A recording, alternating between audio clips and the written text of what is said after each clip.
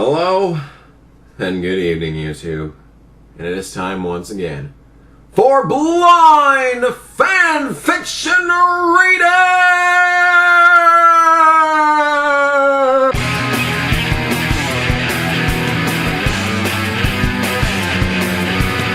And this may be the magnum opus, the grand finale, because it is not going to get better than this. I have 2 stories ready, but I think we're only going to need 1.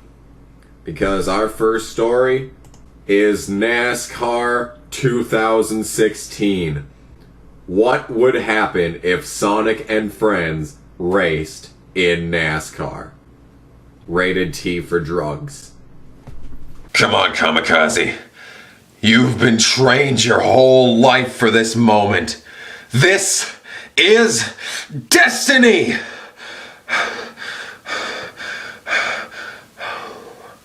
Let's fucking do this shit. So, a third of my subscription base came from the Sonic porn games, and half came from the Five Nights at Freddy's. Okay, it's way more than that. Way more than half, but I'm just saying right now that the other 12% or whatever that's missing from the 33% that came from NASCAR, that came from Sonic is from NASCAR. So, half of my fan base, half of this subscriber base is like, what? NASCAR 2016. One hell of a year. You know, reading this was last updated in December 19th of 2015, and reading it now, on the 29th of July of 2016, we already know 2016 was indeed a hell of a year.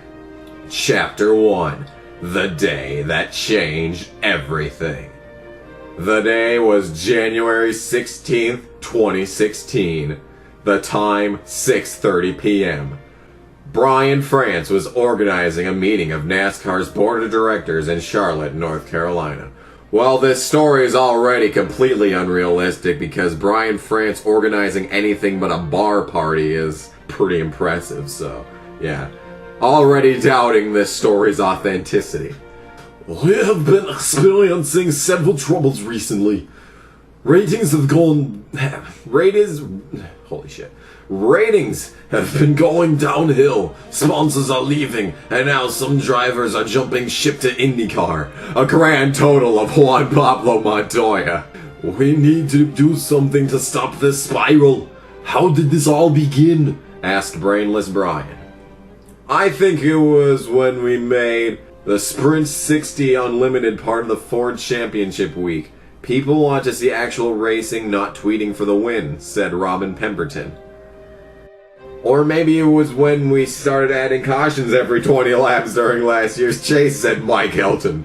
Mike Hilton, you're fired, bitch! Or maybe it was when Zach Buckner started doing the commentary, said Steve O'Donnell. You guys are all wrong, blurted out Brian. The reason why NASCAR is dying because we don't have enough gimmicks. We need to add more. Let the fans vote on eliminations. Let the jet dryers race during rain delays. Make NASCAR a reality TV show and air it every week. Give the fans what they want, said Brian.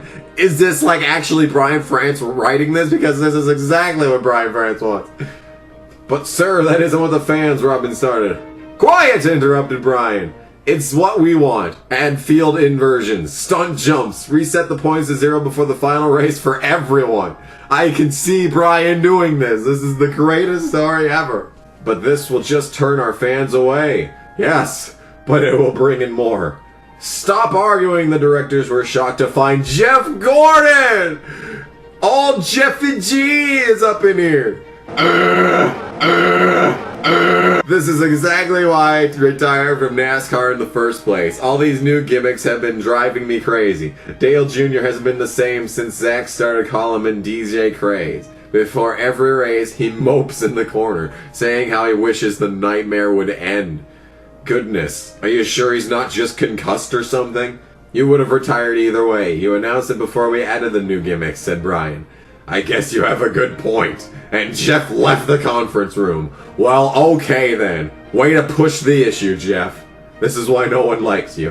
And if only there was some miracle that would bring NASCAR back to its glory days. Suddenly there was a colossal noise, as opposed to just a loud one, and this one's colossal. What was that? Steve asked. They saw Mike Helton standing by the window, shaking and pale. You guys better look outside. He nervously stated before fainting. What is it, Mike? The people... well, he passed out. He fainted. He can't answer. Why the hell are you asking what is it, Mike? He's on the damn floor, probably convulsing, having a seizure or something, and you're asking, what is it, Mike? Are you alright? Burning 2016. That was necessary. The people stood up and walked over to the window of the small room. What they saw almost made them faint as well. And that is the cliffhanger before the next chapter. Holy moly guacamole. This is certainly shaping up to be the greatest story ever written, and I'm so excited. I did have another story that I was getting that I had ready in case this one flopped, but I don't think we have to worry about that. So, Chapter 2 is titled Rolling Around at the Speed of Sound. Oh my god. Did I write this in like a drunken stupor and I just didn't realize it? Because this is... I need to get in touch with whoever the hell wrote this, because this is exactly the kind of humor that is needed in my NASCAR reviews. Oh my god, dude. Outside their window, they saw the bluebirds flying. That song was shit, and it was only popular for a little while, so that's good. Outside their window, off in the distance, a large portal had opened up in the sky. Well, at least we're trying the, old classic giant portal in the sky approach. So, trying a true method of storytelling right there. People walking down the street stood and gasped. Brian and the others did too. In the distance, Brian could see creatures falling out of the portal. Oh, is it the creatures from the Creature Hub?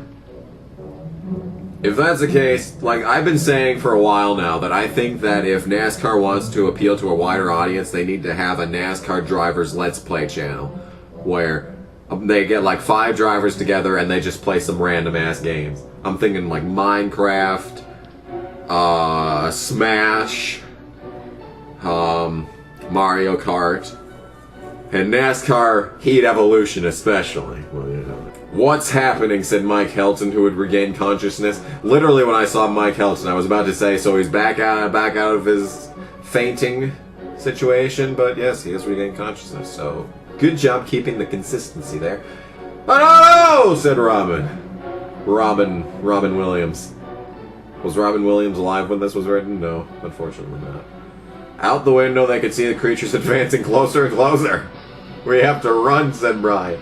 Make it sound like it's a goddamn, freaking hell demon from the outside realms of Andromeda Galaxy, We have to run, said Brian, and so they did. They quickly flew out of the conference room, flying in their hoverboards, and rushed through the hall as fast as they could.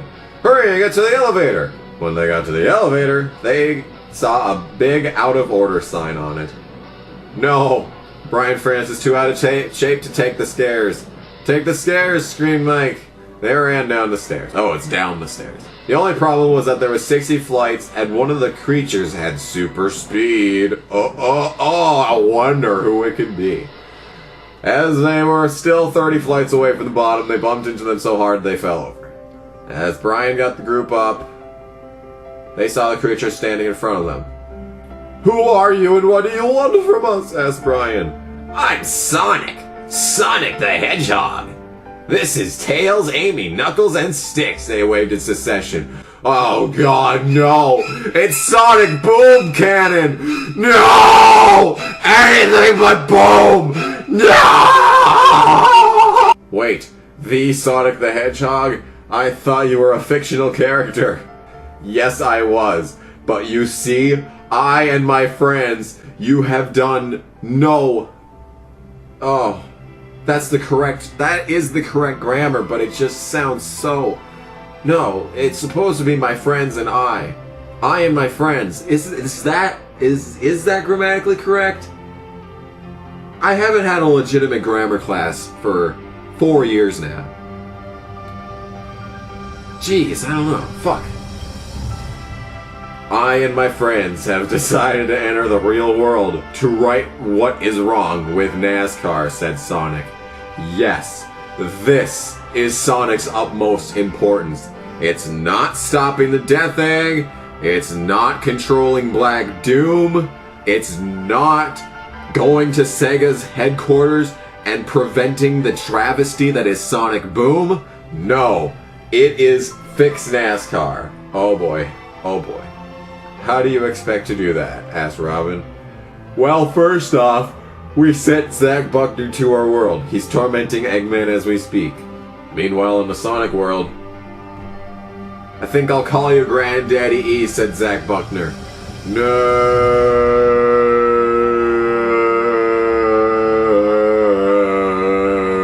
said Dr. Eggman. Back in the real world. Wow, Family Guy style cutaway gags. Oh, I'm so excited for the rest of this star. Also, we would like to drive in your series. We would bring some much needed zing and excitement to your series, said Sonic. But you can't drive in our series. You're not even human. There has to be something about this in actions detrimental to stock car racing, said Mike. Well, they don't bring sponsorship either, so there's a problem. But it will give a much needed boost to almighty ratings, said Brian. No, I doubt that. If Sonic the Hedgehog came to life and entered NASCAR, I think NASCAR would be an even bigger joke than it already is, because the only thing that's more mocked in mainstream media than NASCAR is probably Sonic. So, yeah, the worst of both worlds right there. Okay, fine, we'll let you race, but you need to keep your identity secret. We'll disguise you as some of our rising rookie stars, said Mike. I don't know if I like where this is going. Sonic, you'll be Chase Elliott. Okay. Okay! What about the real drivers? What the fuck? Bill Elliott Jr. is gonna be fucking... We'll disguise you as some of our rising rookie stars? Everything I know is a lie. If you look at this NASCAR season through the lens of this story, Chase Elliott, rising star Sonic, Tails, Ryan Blaney, who has kind of fizzled out and wasn't as good as everyone thought it would be. Amy, you'll be Brian Scott. Well, come on, at least disguise Amy as Danica Patrick. Knuckles, you'll be Ty Dillon. He's not even like an act. He's running for points and whatever.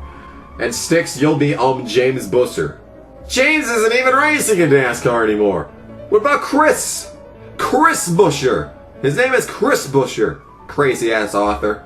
Well, what about the real drivers, asked Tails? They'll get the memo, said Brian. Well, they have no objection, and the sponsors have no objection. Rick Hendrick, Leonard Wood, Richard Petty, and Front Row Motorsports doesn't give a shit about their drivers being replaced by completely inexperienced, like no experience with racing unless you count Sonic and All-Star Teams racing. I'm so glad we will get to race in this series, said Sonic. On a side note, do you have any chili dogs? I'm starving, of course. Yeah. Just in case you forgot, Sonic likes chili dog. The NASCAR officials looked at each other for a few moments. Hefty, uncomfortable science, uncomfortable science, uncomfortable science, uncomfortable science, uncomfortable science. Brian said, who do you think I am, some ordinary schmo? I'm Brian France, he said. And no, I don't have any chili dogs. Wow. So this story. I'm so excited to read the rest of it. I don't know if it's finished or not. Does it say if it's complete? I don't think it doesn't say. Chapter 7 is the most recent chapter, and it says an unsettling discovery, so I highly doubt that's the final part, but as for now, I think we're gonna end this part here, and we're gonna pick it right back up again in the next part. Oh baby, oh baby, oh baby. Motherfucking Sonic and All-Stars NASCAR Racing. Are you as excited as I am? Because this right here is the best thing that has ever happened to this channel. I will see you in the next part of Blind Fanfiction Hating. I gotta go back to watching It's Always Sunny in Philadelphia. I stopped doing that to watch this. I mean, to record this, so... You guys better fucking appreciate what I do for you.